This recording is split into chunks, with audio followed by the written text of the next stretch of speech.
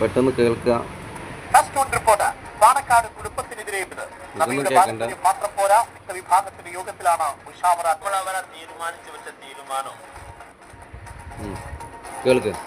നമ്മൾ അവരെ തീരുമാനിച്ചു വെച്ച തീരുമാനം ഒറ്റക്കെട്ടായിട്ട് പാണക്കാട് പോയി പറഞ്ഞാൽ അവരത് സ്വീകരിക്കല്ലോ എന്ന് പറയാറ്.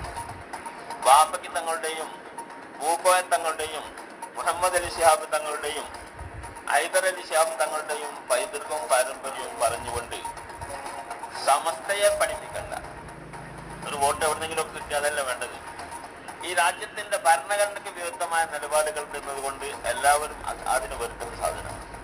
നമ്മൾ ഈ പറയുന്ന ബഹുമാനിക്കുന്ന ആൾക്കാർ അവരൊക്കെ അതിൽ തിരിയണമെന്ന് നമുക്ക് പറയാനുള്ളത്. സമസ്തയുടെ തീരുമാനമാണ്. അവരുമായിട്ടൊരു സഹകരണവും പാടില്ലാത്തവർക്കും പോരാത്തുണ്ട്. ഇത് നിലനിൽക്കാതെ പരസ്യമായതിനെ ലംഘിച്ചുകൊണ്ട് വെല്ലുവിളി പോലെ അവരുടെ സമ്മേളനം, അവരുടെ ബൈത്തുൽ സക്കാത്ത്, ജമാഅത്തെ ഇസ്ലാമിന്റെ ബൈത്തുൽ സക്കാത്തുണ്ട്, അത് ഉദ്ഘാടനം ചെയ്തത് ഈ ബഹുമാനപ്പെട്ട കുടുംബത്തിൽ നിന്ന് ഒരാളാണ്. നമ്മൾ സമസ്ത പറയുന്നിടത്ത് എല്ലാവരും നിൽക്കുക, നമ്മൾ ഉമറാക്കൾ നിൽക്കുക.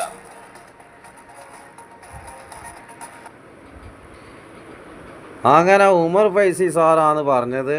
സമസ്ത പറയുന്നിടത്ത് മുസൽമാന്മാർ നിൽക്കണം. മുസൽമാന്മാർ നിന്നോ? Indian citizen മാപ്പിളയാണ്. മാപ്പിള ഒരു കാര്യം പറയാം,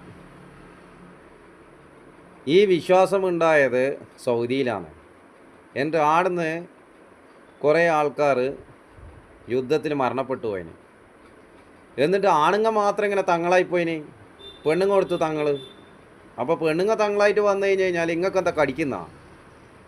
അപ്പോൾ പെണ്ണുങ്ങൾ തങ്ങൾമാരുള്ളത് പല സ്ഥലത്തും ഉണ്ടാവും.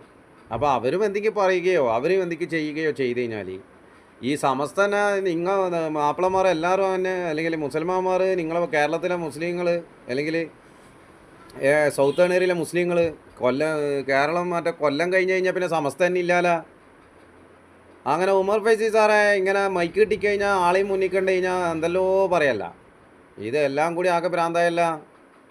അപ്പോൾ പറയാനുള്ളത്, ഇസ്ലാം കാര്യം ഈമാൻ കാര്യം പഠിച്ചിട്ട് നേർക്കുണ്ടെങ്കിൽ അതിനനുസരിച്ച് ജീവിക്കും. ഇല്ലെങ്കിൽ ഈ നിയമം കൊണ്ട് അടിക്കും ഇന്ത്യൻ സിറ്റീസൺ. മൈക്കം കിട്ടി എല്ലാവരും അപ്പുറം ഇപ്പുറം പറയാനുള്ളതല്ല. അപ്പോൾ 23 ജാനാണ്, പുതിയതാണ്. പറയാനുള്ളത് ഒറ്റതേ ഉള്ളൂ, മൈക്കം കെട്ടി നാട്ടുകാരെ ബുദ്ധിമുട്ടിക്കുകയും ട്രാഫിക് ഉണ്ടാക്കുകയും സൗണ്ട് പൊല്യൂഷൻ ഉണ്ടാക്കുകയും ചെയ്തു കഴിഞ്ഞാൽ നിയമത്തിൻ്റെ അടി ബാക്കിൽ നിന്ന് വരും.